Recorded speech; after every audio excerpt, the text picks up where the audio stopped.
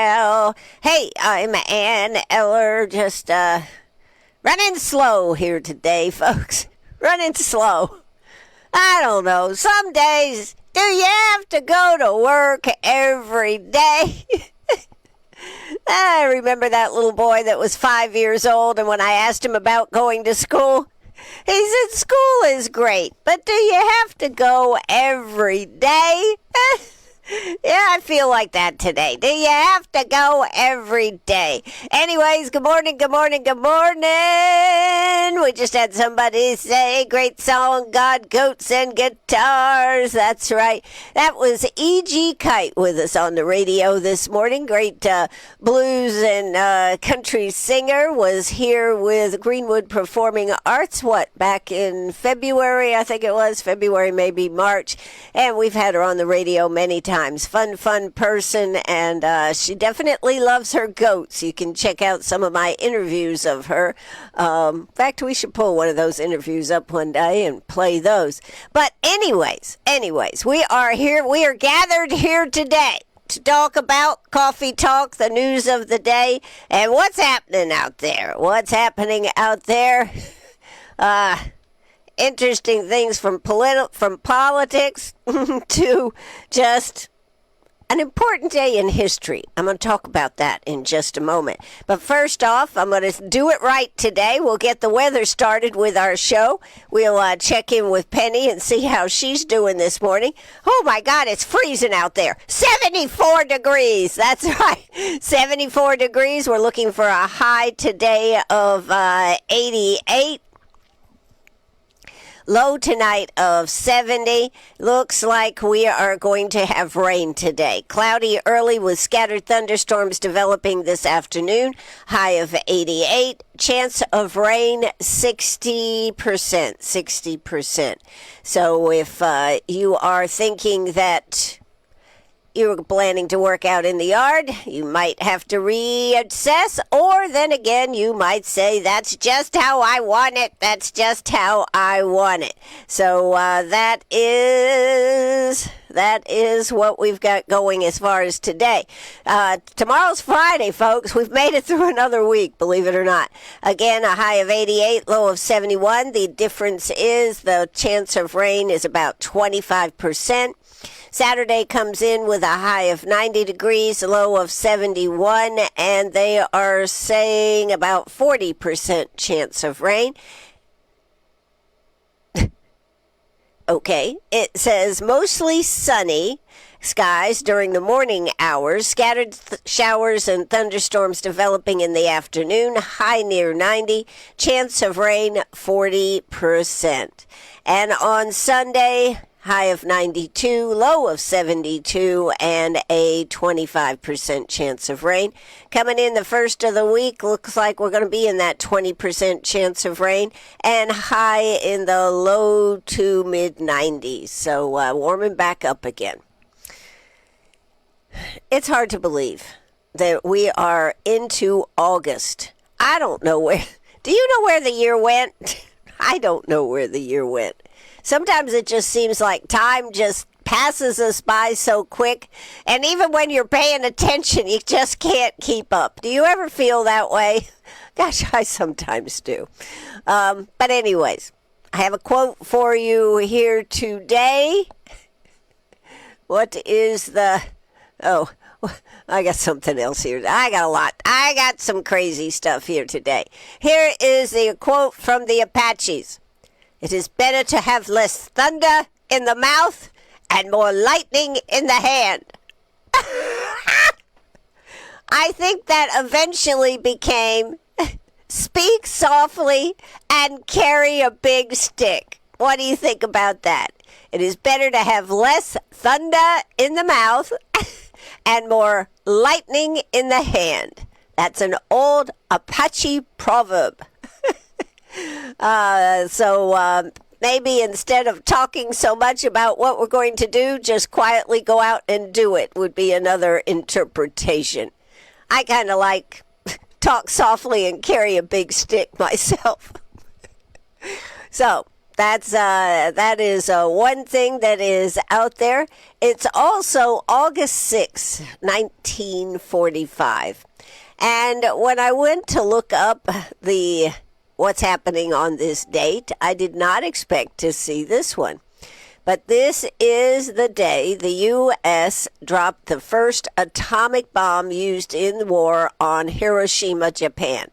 It marked the beginning of the final chapter of World War II.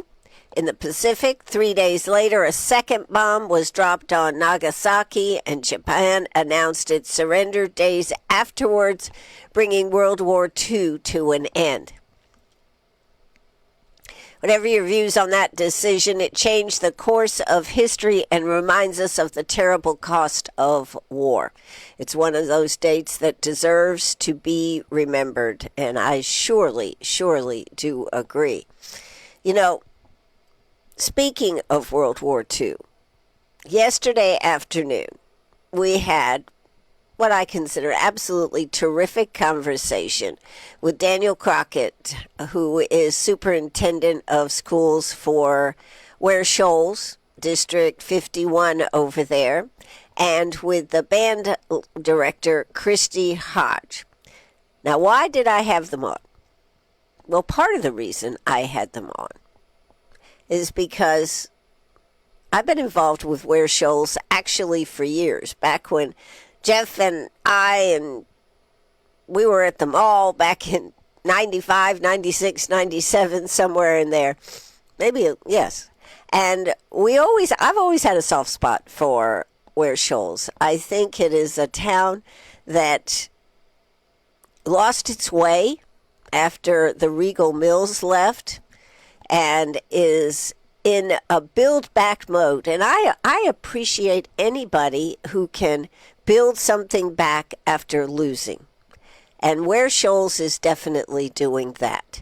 Their school system is really working hard to develop the potential of each child. They're not trying to push them into a certain mold. They're not trying to say this is your career path.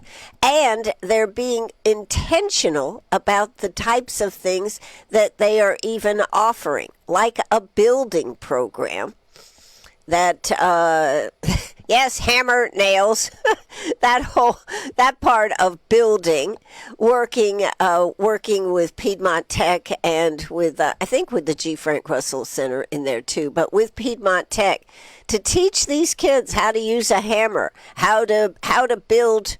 For right now, they're building a shed, but what will this turn into? The ability to build a house or build a business structure.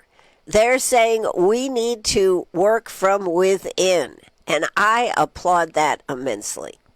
That is not only in the building, but in raising goats and what band teaches you. Do you know how they got the $1 Million Band name? You'll have to go back and listen to the podcast. It's a very, very, very interesting story, and one of their band leaders is very, very, very famous. Again, you'll have to go back and listen to it. Yeah, hard to believe. Over there in Ware Shoals had South Carolina's finest, one of the South Carolina's finest band leaders. So again, it was a most historical as well as current and looking forward to the future and how they're putting the building blocks in place to make sure that this next generation coming up will be able and want to come back to Ware Shoals. So I applaud everything they're doing.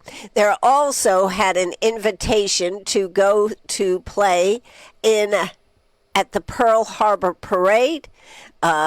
This experience was one, if you listen or watch the podcast, the initial reaction of superintendent, even the band director was like, oh, we can't do this. First, they checked out whether this was actually a real offer or was it bogus or a scam. And what they found out, that one school from every state in the union is invited to the Pearl Harbor Day Parade and Remembrance Services, and Ware Shoals was the school from South Carolina. So too cool. And at first, as I said, the reaction was, no, I don't think we can do that. And then the reaction became, why not? Why can we not do this? They have raised over $100,000. They need another $50,000 to $60,000 to complete this trip. The largest donation they have gotten is $10,000. A couple, three of $3,000, but most of it is $100, $5, very small donations for a town that has only 2,000 people living in it. So there's been a real commitment by the town to do this. And I just think that the spirit and the pride that Ware Shoals has over their school system, over working through problems, is truly amazing. So I wanted to highlight and spotlight the school district over there in Ware Shoals yesterday, and we had a great time talking. Hope you'll go back and listen to it. Hope you'll see if there's a way that you can help them get where they want to go, because they are ready. They are taking approximately 40 students to Hawaii. Yes, they're going to Hawaii, but the purpose is to learn and experience. I think for some of us, getting on a plane and going somewhere may not be what we want to do, but we know how to navigate. For Christy Hodge, she became baffled on how, she's the band director, she became baffled on how she was going to get 40 kids, people helping with the kids, the word has escaped me. But anyways, they're taking 40 kids and about 15 people to chaperone. There's the word I was looking for. And then there are some other parents that are going. But it became a daunting experience for her to think about taking all these kids, changing planes, going through LAX, Los Angeles, and getting everybody through from one plane to getting to another plane to actually go to Pearl Harbor. So not being somebody who just would read about it, she decided to experience it. No, she did not go. She did not go to Hawaii, but she had a family, and normally they would drive and go to Iowa. She said, we're taking a plane and we're going through Atlanta so I can learn how to do this. So she now feels competent and able of leading this group from one airport terminal to another airport terminal and keeping them all together. So what my point to telling that story is the commitment that is being put into this project by all is truly, truly amazing. And I hope that if you have some ideas on how to help them, if you'd like to contribute to them, just call over there to Ware Shoals High School. And do I have their number? I do not right here, but I thought I did. Oh, I know where it is. But do call them, and if you'd like to make a donation, please help these kids. This is going to be an impactful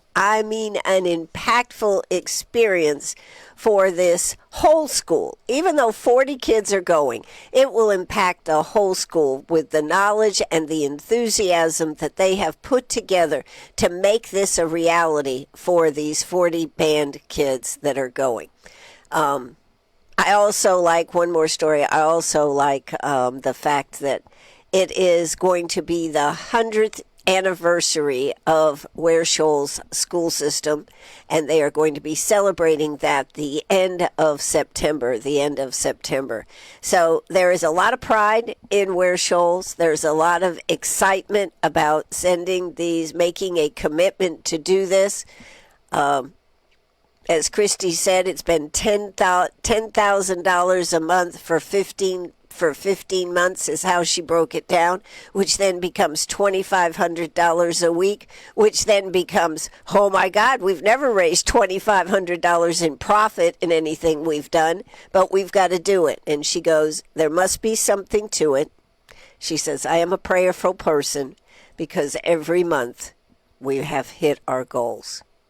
So I think it is a story to be remembered. I hope you'll go back and watch or listen to the podcast right now. It's on Facebook Live. It will, by tonight, I'm sure it'll be on our website, WCRS1450am.net. And in the next couple of days, it will definitely be on Spotify and iTunes. When you look for that, you have to look for A Girl and her mic, a girl and her mic, in order to find where I'm storing all our podcasts. So a girl and her mic, right there on Spotify and also iTunes. And I'd say any other place you look for podcasts, but that's the only two I'm on. So there you go. All right, that's another story that I really liked here. I hope you go back and listen to that one. You will learn a lot. So we've talked about the quote of the day. It's a lot better to have a little less thunder in the mouth and more lightning in the hand. I'm not sure about that. Now that I think about that, in today's world with social media, is that really what we want? More lightning in the hand. Could that refer to keyboard warriors? So maybe it's better. Maybe that's not. But in the old days, it certainly was better to have less thunder in the mouth and more lightning in the hand. Anyways, I'm Ann Eller right here with you this morning, just trying to make sense of everything we have going on. It is Thursday. It is August 6, 2026. Hard to believe that this is where we are at. It's also hard to believe that here we have the Iran war going on. They think they are getting close to a ceasefire arrangement. But isn't it interesting? In 1945, we went ahead and dropped a atomic bomb. And while I'm sure there was a lot of consternation, but it was believed that Japan needed to be stopped. I don't know what decision people would make if they had the same input that we have today, right? But it was to destroy. In today's war with Iran, how many times have we seen this going back and forth? We have a ceasefire, we don't have a ceasefire. We have this going on, we have a war going on, we're hitting Iran hard. I don't know about you, but I am getting weary with the back and forth. I sincerely hope that they have a ceasefire arrangement worked out, because this is going on, in my opinion, a little longer than what we were led to believe, but also this back and forth. I kind of am of the belief that Iran is just not a country that you can trust their word. So I don't understand why we keep going back and forth. I do. President Trump certainly does not want to have any more people killed than is necessary, but Iran just has no caring for life, is what I've seen. And so from that standpoint, it's sad to see. All right, so now, what else are we going to talk about here today? Well, many of you know me for many years being on the radio. And Maine used to be a source of a lot of nudity stories. But in recent years, they have let me down. It's true. We have not had a lot of nude stories. So when I come across a good story, I gotta share it. That's all there is to it. I can't help it. Call me addicted. I don't know. Not to nudity, just to the stories. Just to the stories. But let's see if we can get back to that story. All right. Here we go. Have you heard this story about down in Florida? About this place that has a nude steakhouse. Oh, come on. You haven't heard this story? Oh, it's a good one. It is a good one. Where is it? Where is it? Here we go. Let me get right here to it. It is an excellent story for you here today. Yes, let me get to it. Just 1 second. I had it pulled up here and I was putting it in a different format, but it'll only take me a second to find it. I mean, nude stories just jump off the page. Okay, there's the Apache proverb. All right, here we go. Yes. Do you like a strip steak? I just got to ask you, do you? Well, this story may have new meaning for you. There we go. Yes, down there in Florida, they have a steakhouse that once, on one night a week does, well, why isn't it coming up? Come on. Oh, please. Make my life easy, please make my life easy. They have strip steak takes on a new meaning. The Florida restaurant now offering nude dining. While the restaurant usually seats 20 people on nude nights, some people online have a beef with the idea. Wah, wah, wah, wah. I love stories like this. A South Florida steakhouse is turning heads with a cheeky way to spice up date night. A nude 5-course dining experience. What is the name of this steakhouse? CLASS.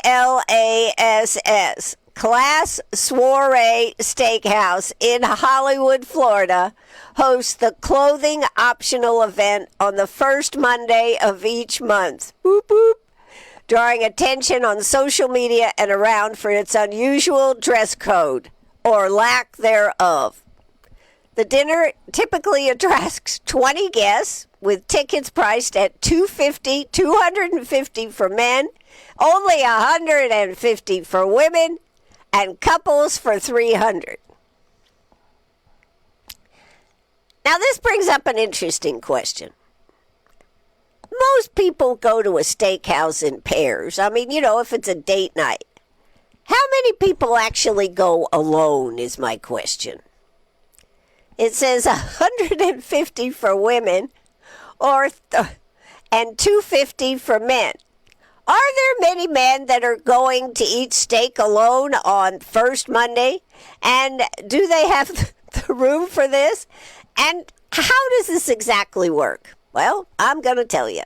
So guests begin removing their clothes once they enter the restaurant, with private areas available for changing. Well, I don't know why you need a private area for changing. You're taking it all off anyways. All right. So when asked by the outlet whether having nude guests could be distracting, the chef and owners push back saying, I am the chef and owner. My crew, we are professionals, emphasizing that the event is focused on dining and socializing, not anything inappropriate. It also says the restaurant has rules in place to keep the event private. Employees must remain fully clothed. Well, thank God if they're fixing my meal, thank God they're keeping their clothes on.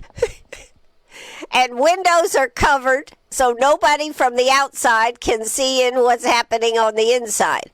Highly suspicious. Which helped city officials confirm the event is legal. So, yes, down there in Florida, you can have a nude dinner. So there you go. What else did we have? He said the owner said he created the nude concept. That's right. You're listening to WCRS and watching us live on Facebook. Allie said he created, that's the owner, the nude concept to attract new customers and generate a buzz, saying there is demand for the experience. It's more so of a gathering to get to know people, new people in the city, in the lifestyle. That's what the hostess with the mostest said. While some guests were eager to dig in, others weren't ready to take a bite out of the idea. This is a real cheeky article I'm reading, but it's true. It's absolutely true. Okay. One person said, finally a place where I don't have to plan what to wear. And let's see, another commenter served up a pun of their own. I hope the naked dining is well done. Wah, wah, wah, wah. But some critics had beef with the idea, questioning whether it fit the restaurant's reputation. Bro, why? Part of what we love so much about class was that it was classy, said one commentator.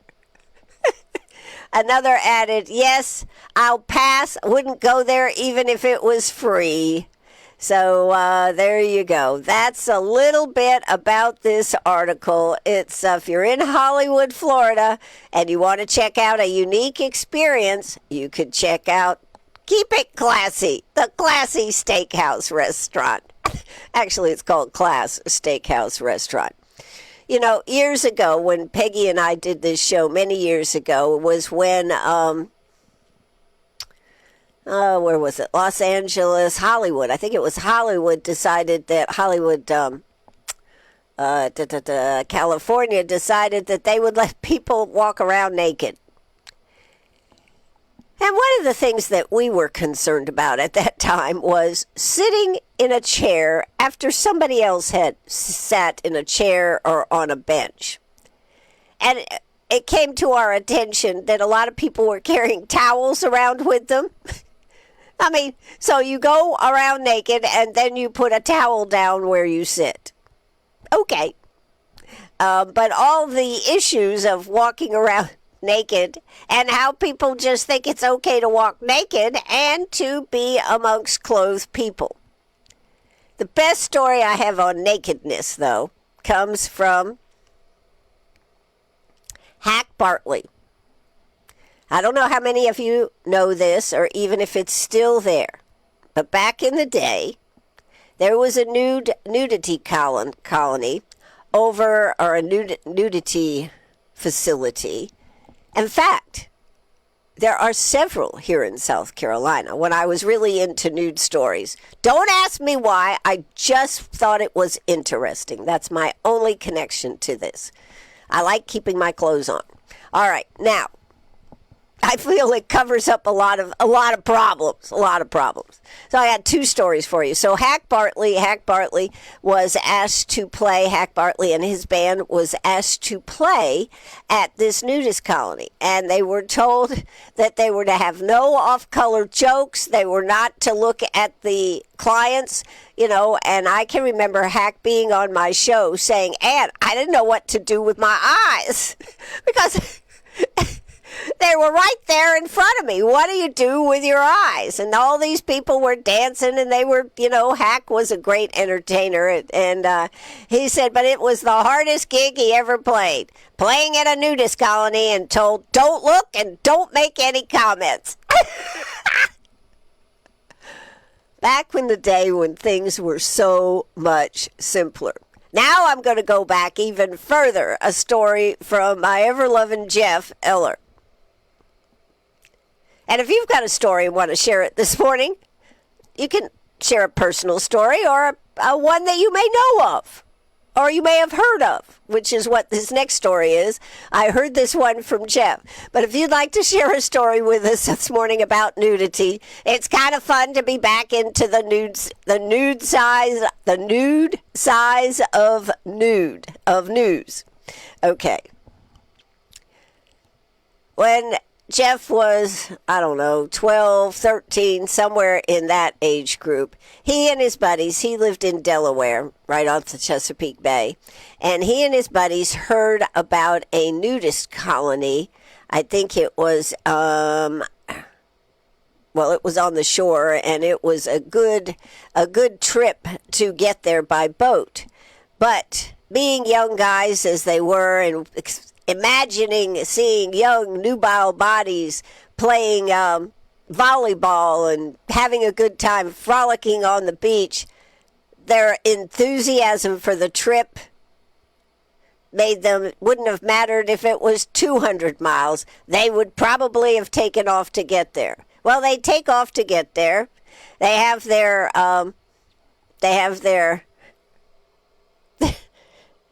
glasses to be able to see. They get there, they're standing there, they pull up, they see the people on the shore. They put on their, whatever they're called, to magnify everything to be able to see it. And Jeff says he almost fell down. They were all old people up there, frolicking naked. And their ideas of what they thought they were going to see and what they saw just demoralized them. They came back to Delaware pronto and said, never again will they ever look at a nudist colony in the same way. So, yes, what people like to be nude? Seems to be older people. Yes, it does. That's where the nudist colonies seem to be at their best. If anybody has any other stories they want to share, I always love those nudist colony stories. Yes, I don't know why. I just do. Hey, I'm Ann Eller right here with you this morning. Just having kind of an easy day here. And I think sometimes it's good just to have an easier day. So, what else do I have this morning? I actually don't have a lot. It's been a lot of, we could talk a little bit about the debate from the other night. Lots of fallout from the debate. You know, early voting is going on, started yesterday, goes through tomorrow. I honestly don't know how it makes good sense to have an election as quick as we are having it. Of course, we're going to have the runoff, which that'll have a little longer period. At the next election, next Tuesday, we will vote. By Wednesday, probably Tuesday night, we'll know who the runoff candidates are, and then we'll have till the 25th of the month when the final selection will be made. There really is a lot of discussion going on, and I'm going to launch into this. If you've got anything you would like to input in here, I think that would be terrific. There really is a lot of discussion about the variety of the candidates that we have. Now, fortunately or unfortunately, depending on where you sit on the choices here, we have 10 people on the ballot, but only 5 are really have gotten any oxygen. Spent any time at the top of the poll. 2 debates. Darlene Graham Nodon, which is Lindsey Graham's sister, was not at Tuesday night's debate. She was at Monday night's debate. But it seems to me we have such a wide variety of people. And I was having dinner at Senior Tacos last night talking with some people. How do you make the right choice? And do you have enough time? Well, you do if you have enough time to study it. But to make a choice for the future of South Carolina.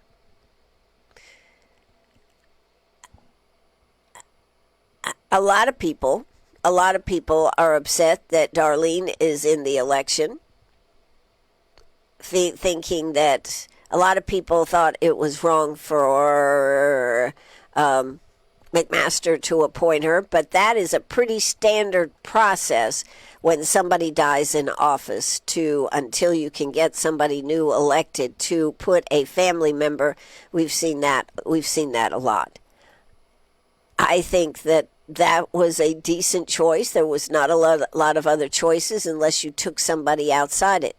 But since Darlene had been actively involved with her brother and everything, that was a good choice. Will she make it across the finish line is the question. Will people, MAGA people, vote for Darlene because she has Trump's endorsement? I think that is the question, and will go to the strength or possibly a little split in the party about if she doesn't make it. Right now, I still think she is in either first or second place. Ralph Norman. Ralph Norman is, of course, one of the candidates. He was in second place. They were all very, very close, but he was like in second place. Ralph Norman is a person who has had a career in politics as well as a successful businessman. I think one of the points that we're actually missing, though, okay, we're going to Ralph Norman. I don't know how you feel about Ralph. I feel he's a good guy. He was giving up his office. He did say something about if the door opens, I might be there, but I'm looking forward to going home. Well, a door opened, and now he's right back in the race. I think Ralph could be a steady hand, but is he the hand that moves South Carolina and the president and President Trump's agenda forward? I don't know. He's been in, and he says in his ads and everything, look at my record. I also look at his record and point out when he was one of those that wasn't for the big, beautiful bill, and after making his stance on South Carolina's Hill, he was brought to the fore. But he still looked to get his minutes of fame on national TV for holding out. And I think the other question is, he is 73. Is it time for Ralph Norman to take a break from politics? Or as we look at the future in the next 6 years, the next 12 years, the next 18 years, is Ralph the hand that we want in that office? I don't know. I'm just bringing these questions up. Russell Fry, there's another one. He's a ball of fire. But how do you feel about somebody who has an office, is running for that office, and now has decided, well, maybe I'll just move over to the Senate if I can get that nomination? I don't know how I would feel being from down there on the coast about having your representative all of a sudden decide to make the move to go to the Senate. And if he doesn't make, how are the people going to feel like, well, we're chopped liver, we're second place? I don't know. I'm simply putting these out here. I do think Russell Fry has some good ideas. I think he is maybe more the future of the party, of the Republican Party. He is a fighter.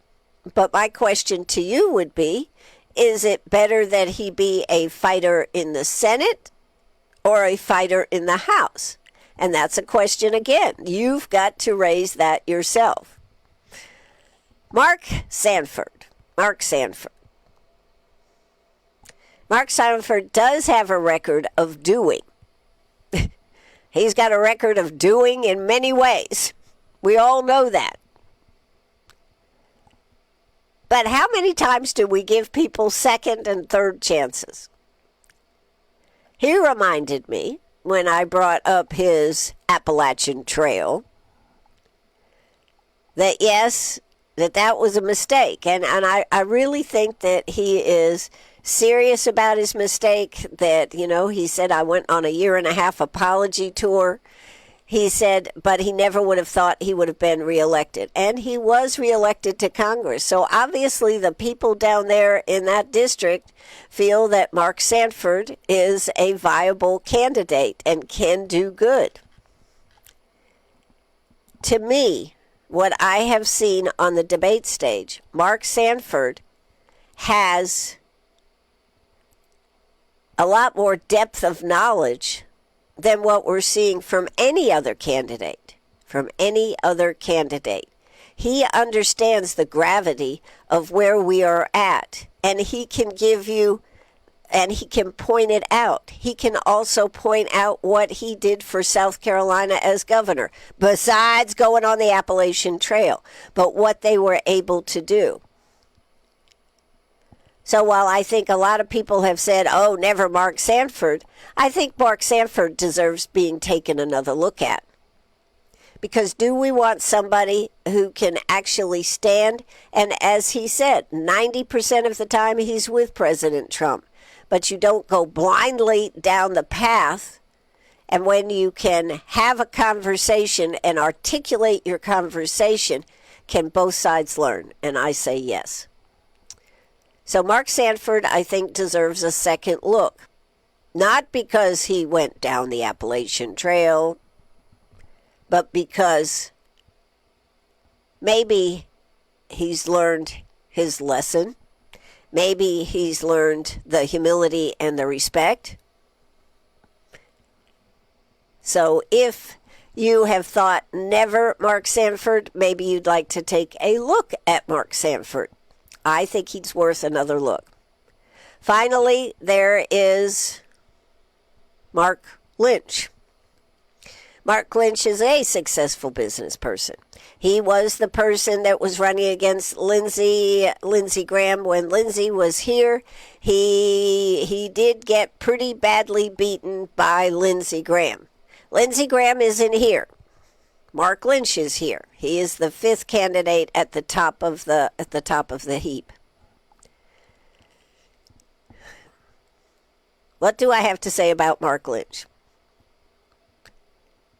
I think one of the things that Mark Lynch would have a problem with, and he would probably disagree mightily with me, is forming a coalition of people that had his same approach. When I hear Mark Lynch speak, all I hear is I. And I think, unfortunately, in Congress, or in the Senate, in the Congress, in the Senate, you need a coalition of people to be successful. So I think Mark Lynch has some ideas. I think they are, in some cases, more extreme than some of the others. Does the Senate need that? Maybe. That's where you come in and make your choice. So all the top five, there are 10 candidates, and unfortunately I don't know enough about all of them to talk about it. But I did want to put my 2 cents worth in on this race because people are already doing early voting. You have early voting through tomorrow. Early voting goes till, 5 o'clock? I think it is 5 o'clock. Yes or no? 5 o'clock. I believe so. 5 o'clock tomorrow. It is at the... Oh, darn it. What you do with it? It is at the NOAA Event Center, which is right there behind 115 Hampton, right there in Uptown Greenwood, behind Eggs Up Grill. So you can go in there and early vote. Other than that, the only other day to vote in this election, and I highly recommend that you really make the effort to go out there and vote. Tuesday, this is an important decision for South Carolina. It's an important decision because we want the 2 best candidates to have the opportunity to debate and find the best candidate for South Carolina. and that will be on Tuesday. So if you don't vote in early voting, you will have 7 to 7 on Tuesday. You will need to check your location. If it was in a school, it probably has been changed. So that's what I have to say about the election, the candidates. Some people would probably say, why'd you do that, Ann? Because I think it's important to get all different views on the table. And I hope I've given you something to think about. I hope I've given you something maybe to investigate and to really think about your choice. Do you make a choice, a blind choice just based on others? Or do you make a choice where you have investigated yourself and feel good about where you are voting for a candidate? All right, that's going to close that out for that. I am exhaustipated. I'm too exhausted to give a crap. That's my new favorite word. Yep, that's my new favorite word. Also, I just got a thing from James Long. It says, we're looking for more volunteers. We successfully removed 103 tires from our roadside yesterday in the city of Greenwood. Operation Clean Sweep is just getting going. You know, I think that is terrific that the tires are being cleaned up. But you know what the problem is? It seems like they clean up and they show back up, don't they? And from that standpoint, I think that is really, really, really a shame that people don't take some personal responsibility. Yes, we have trash pickup in the city, but should people just put... I mean, I am really tired. I could really get on a jag about this. I am really tired of seeing furniture, clothing, all this stuff thrown out, mattresses, and expecting somebody else to clean it up. I think the city actually works very hard with their sanitation department. In fact, breakfast for a bunch with Chick-fil-A and WCRS did a breakfast for a bunch for sanitation workers, boop, boop, and I think they really do a great job. However,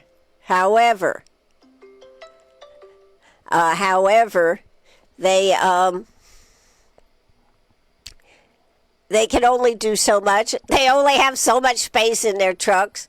When people move, they should make the ability to get stuff out of there. And I just think it is a shame that we still are having this issue. Tires, yes. If you take tires off your car, you should either let the place where you bought the tires pay for it. You should pay for that, whatever, $6, whatever fee it is, because they were your tires. I mean, some personal responsibility in it. But I think it is great that James Long and his crew is out there picking up tires. But I think some personal responsibility needs to be taken by the people. After all, there is only so much the government is supposed to be doing for you.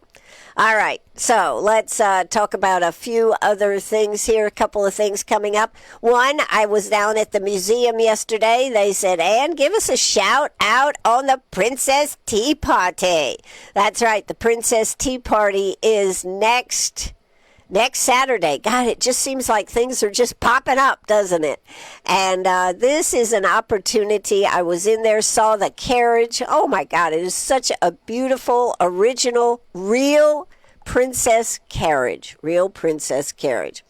And that carriage is there to be able to take pictures in, sit in, and they will have real live princesses there. It is an opportunity for you to take your child, your grandchild, and just have a lovely, lovely time. The 11 o'clock show, 11 o'clock tea party is almost sold out. The 2 o'clock has more room in that one, and they would love for you to come and find out and be part of the tea party. They get to make some jewelry. They get to shop. They get to shop in a jewelry. They get a tiara. They wear a tiara. I mean, they just do everything. They have a tea party. It is $30 for the princess. Oh, princess? Penny, would you like to go to the tea party? You're a princess. I know. Why can't I go? Maybe we'll see about Princess Penny going. $30. Nah, she can't go. $30 for the princess and $15 for a parent or guardian to go. So it's a great experience and one they will not forget and creates all kinds of memories. As I said, they will have princesses from all the different stories that are out there, and they'll even have a Prince Charming or two there. So sign up for it and make a lifetime a memory. It's really a great one. All right, so that's coming up next Saturday. Did want to put that out there. Coming up this Saturday is at the Humane Society, Gentle Roots Yoga for dogs and puppies. You know, that has to be an experience. Anybody that's done it, I've heard, has come away just laughing and giggling and having a good time. So that is terrific. That is terrific. Also coming up on the 6th, which is tomorrow, from 6 to 8:30, the Greenwood Cancer Fund. They're having a sip and social at Howard's on Main. Next Tuesday, Election Day, yes, August 11th from 8 to 9 a.m., Coffee and Connect at the Tech Spot. Believe it or not, freshmen are moving into Lander on the 12th and the 13th. That is always a lot of people help move the kids into school. I think that's kind of a neat one. August 12th from 11:30 to 1:30, they are having the State of Higher Education at Harris Baptist Church. And also another ambassador session is getting ready to start on August 13th. So those are some of the things that are coming up. Did you know that August 17th fall classes begin at Lander University? Things will definitely change in our community as we're invaded by another group of Lander students coming here to Greenwood. So that's a few of the things that are going on out there. Let's see if we can go back and check a couple more, and then we're going to move on. I will say this, I still think it is really terrific that the Lander coach Robert Schneck is from the Netherlands and is on the he earned a spot on the U.S. team of the World's Master Hockey World Cup team, and he was in the Netherlands and did very, very well. And he is working at Lander University with the field hockey here in Greenwood. You know, football is getting ready to kick off. Just got the contract for Clemson, so we will be carrying Clemson again right here on WCRS, as well as Emerald football will be right here on Friday nights. Saturdays will be all about Clemson. Do you know, one of the things I'm going to tell you, I think this to me is just kind of funny.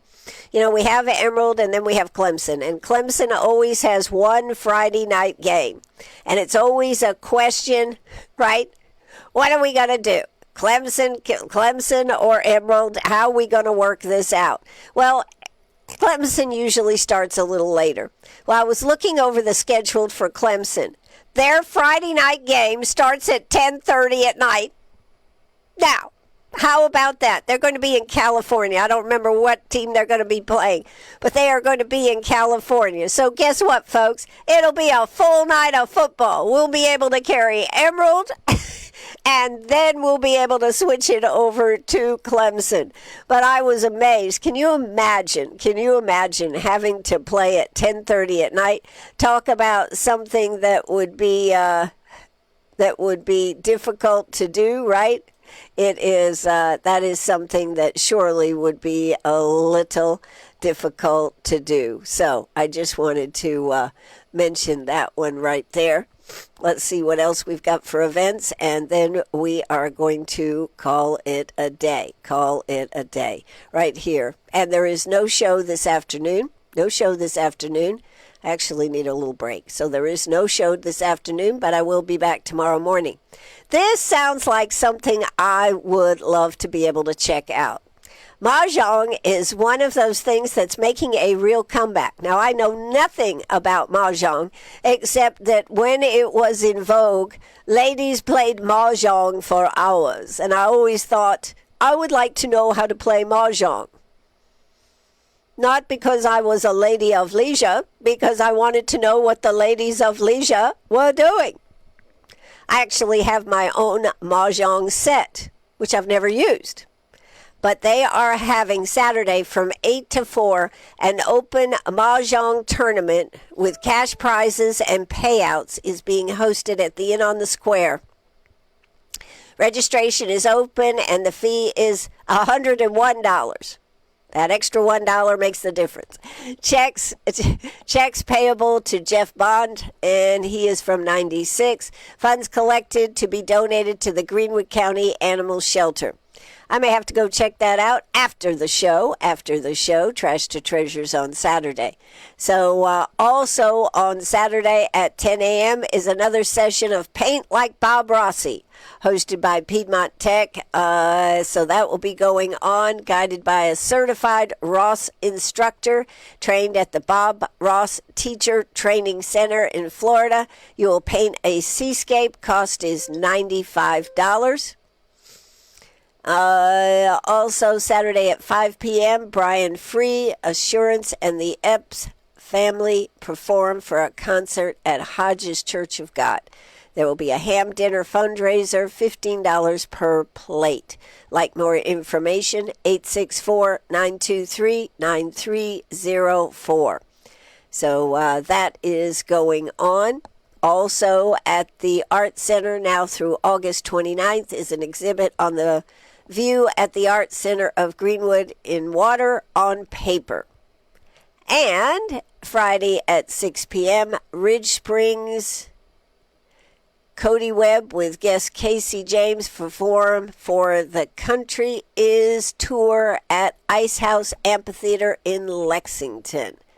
And Friday at 7:30, Jackson Trueluck performs at the Newberry Opera House. So that's some of the things going on. This is good to know. We have lots of events, and of course, Local Focal. We'll have all that information on the show tomorrow morning for you on who's playing where this weekend through Local Focal. We appreciate that partnership with them. Anything else you want to say this morning? Looks like I've been hearing a few dings. Any questions? I do want to say, if you have an idea for some group that deserves to be recognized, whether it's a business or a nonprofit or a church group, a school group, hospital group, but a group that you think is underappreciated in our community, please call us at 864-332-9355. Tell us about that group. You can be a member of that group, or you cannot be a member and just see it from afar and say, and breakfast for a bunch would be a nice treat for those who work hard to serve our community, who perform a service for our community, make our community a better place. So Chick-fil-A and WCRS are teamed up doing this, and we love giving away breakfast for a bunch. So call or text 864-332-9355. That's 864-332-9355. I want to say a big congratulations to NHC over there. They won a breakfast for a bunch, and the company Vansco has just won breakfast for a bunch for their caring and compassion for their employees. It's a great story. We'll have to take another time to tell you about it. That is going to do it for me. Thanks so much for tuning in on the I Love Ann show. One more check here before I say goodbye. Anything else? anything else. That's right. Also, James makes a good point. Mosquitoes, mosquito breeding grounds. Anytime you have, if I remember correctly, mosquitoes can breed in a tablespoon of water. So whether it's a little bit of water or it's a lot of water, make sure it's not standing in anything, whether it's tires or pots. Dump that water out because that's all it takes, and then mosquitoes are running rampant in our area. So that is a good point. I'm Ann Eller. This is WCRS Radio. We are going to drop the curtain. Penny, what do you have to say? Good? All right, we're dropping the curtain. Bye-bye, everybody. Have a great day. This is WCRS Radio right here in Greenwood. I hope you have a good day. Okay, I've got the wrong place. Let me see what I've got. Here we go. I hope you all have a good day, and I'll be back in the morning. Bye-bye, everybody.